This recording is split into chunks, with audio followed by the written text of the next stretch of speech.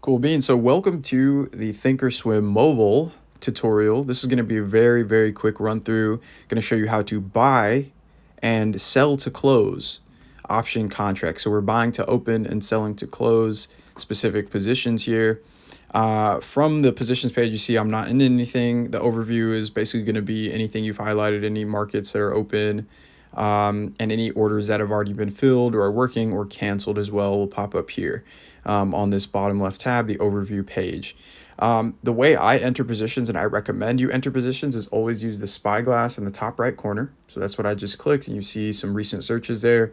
Do not use the quick trade tab. That may look good and interesting, but it's honestly a lot more complicated than it needs to be, especially when we're just buying calls or puts and then selling to close them. So buying to open positions, selling to close option contracts. I'm not going to cover spreads. I'm not going to cover multiple different types of option leg strategies or any of that. This is strictly buying and selling calls and puts. Okay, so let's type in our first stock. We just go with Meta, honestly. That is fine. And we see here the options chain, right? So it's already set to options because my account is approved. If your account is not approved for options, you'll need to log in to your now Charles Schwab account if you're new to ThinkorSwim. If you've been a user before, you have a TD Ameritrade account. And so you'll just need to log into that and get it approved for options trading. And I have some info on another video on that, and you can always just reach out to me. But anyways, in the options chain here, basically all these numbers and all this stuff at the top is talking about share price. So everything literally above the word options, chart, news, profile, it's all regarding the share price and what it's been doing today. You see the sell buy even at the top right corner there, again, regarding the share price. So recent buys and sells for Meta shares. And then we want to scroll down here in the options chain. And now we're starting to look at the contracts themselves, right? The different strike prices. So what you'll notice is I've already got calls on the left here and puts on the right for a specific contract. So we see 12th of April 2024 on the left there, kind of in the middle. And it's showing me weekly expirations. It says weeklies there because, again, that expiration date for all of these contracts on the left-hand side is calls, on the right-hand side is puts. All of these are, again, regarding the this expiration, the 12th of April, 2024. So we're going to click the arrow to close that, collapse that. And now we're actually able to see the other expirations. If you don't see a lot of expirations for a big market cap stock like Meta, Apple, Microsoft, these ones that have high trading volume, all you need to do, click the gear icon here in the middle, click that. And we're going to make sure, is it right there? Let's double check actually. There's somewhere to add the option contract. Oh, strikes. So right there, right above the gear icon, sorry. We'll go into the gear icon in a second, but so right above the gear icon, it literally says strikes all, right? I can set that to however many I want to see, but I like seeing all the strike prices, all the contracts available in the market, so I know what's there. You don't have to do the same. You can do the top 50, top 25 strikes, and it's just going to give you the most common or bought and sold strike prices within these expiration dates. Okay, and so strikes, again, is just showing you all of the contracts within the specific expiration dates. That's why I have strikes all set there. So spread, custom, that's fine. Exchange, best, that's fine. We don't need to touch that stuff. Calls on the left here, puts on the right whenever I open an expiration. So we're now going to look at the 19th of April, 2024, these expirations. And I'm going to show you here, because you already saw a little bit earlier, but what you can do is actually scroll left and right. So right here, what I'm doing is just revealing the extra tabs that are hidden for the contracts. And so all I've done, again, to show those, if you guys can't scroll left or right, click the gear icon here in the middle. That's how you're going to be able to add those specific stats. And you'll see the ones I have up here in red, the visible. So I have bid, ask, last, delta, right? Delta for dollars. We talked about that in a previous video. Volume. So volume is, again, how many people have traded this. Theta is the time decay per day, and then open interest is going to tell you how many people are openly in a contract, open interest in this position. Okay, those are all good stats to have. Again, the rest there you can play around with, check it out, but these are the ones I use. These are the ones I recommend, and they work for me. Don't need much else than that. So again, bid is just buyer's price, ask is seller's price, last is the last sold price that this contract was last sold for. And then we have Delta, right? And then sold is obviously with bought as well. It was sold for that price by a seller and a buyer purchased it at that price. But anyways, Delta for dollars, volume, theta, open interest. There it is. So I like seeing all that for the contracts here. Whenever we're ready to purchase, right, we know what strike price we want. And so I'll go to in the money and out the money contracts here, right at that dotted line, showing us where share price is for Meta here based on strikes, strike price and share price, right, relative. And then you have calls on the left, puts on the right. So I'm going to click a call here for Meta. Actually, I'm going to click a put because I'm analyzing the price. I have the chart in front of me here on my main screen. So I'm going to grab puts on this paper trading account.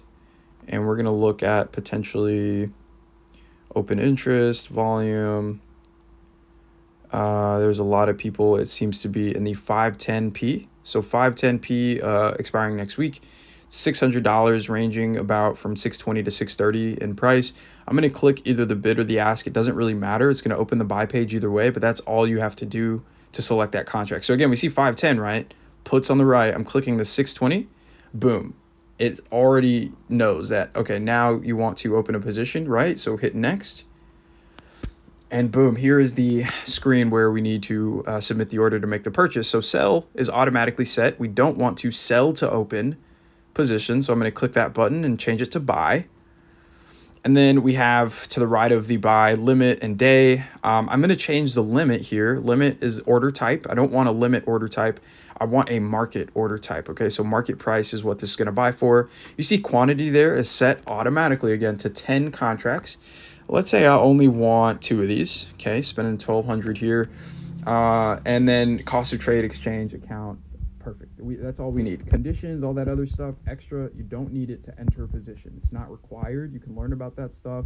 Might make a video going over the advanced stuff. But again, buy is set, quantity is set, cost of trade is set, and showing, again, market price. It's going to fluctuate, but we're just going to hit submit.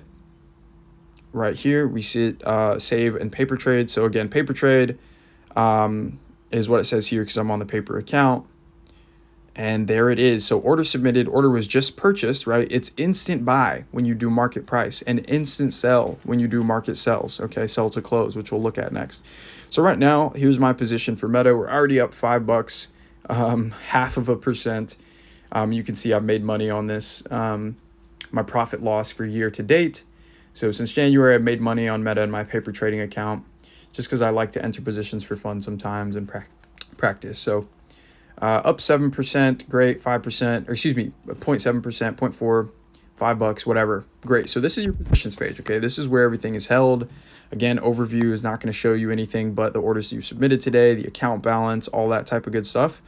We go to positions again. We're going to click in the top left corner. You see this tiny little arrow next to Meta. Click that.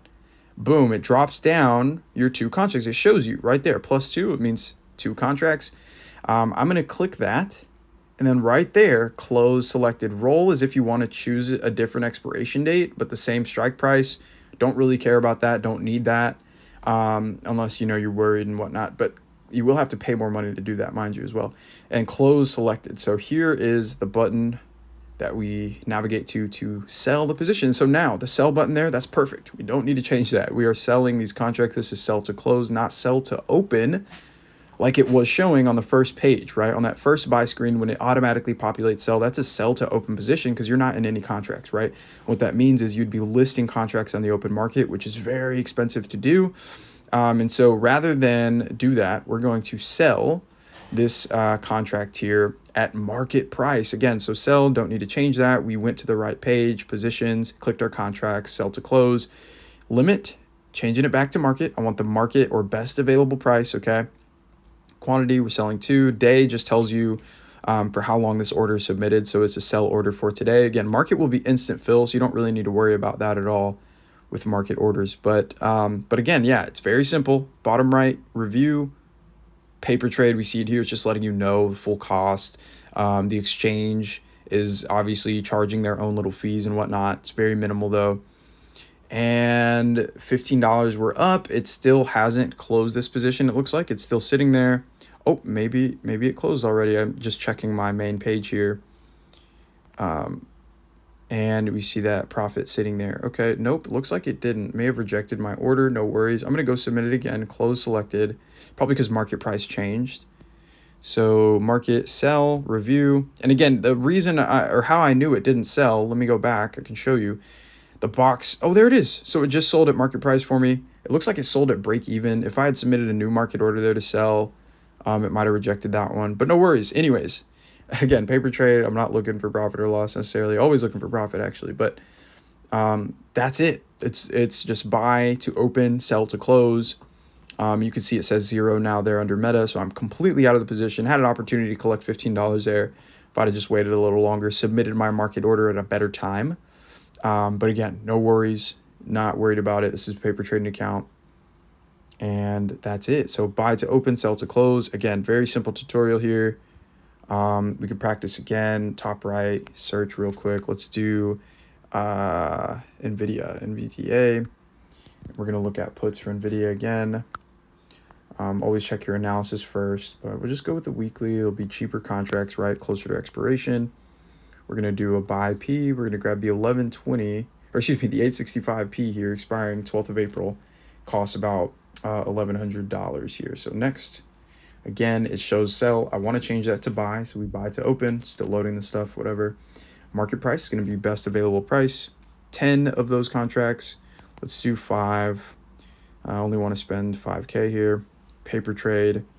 And boom, I'm now in NVIDIA. It's now populating in my account balances here in my positions.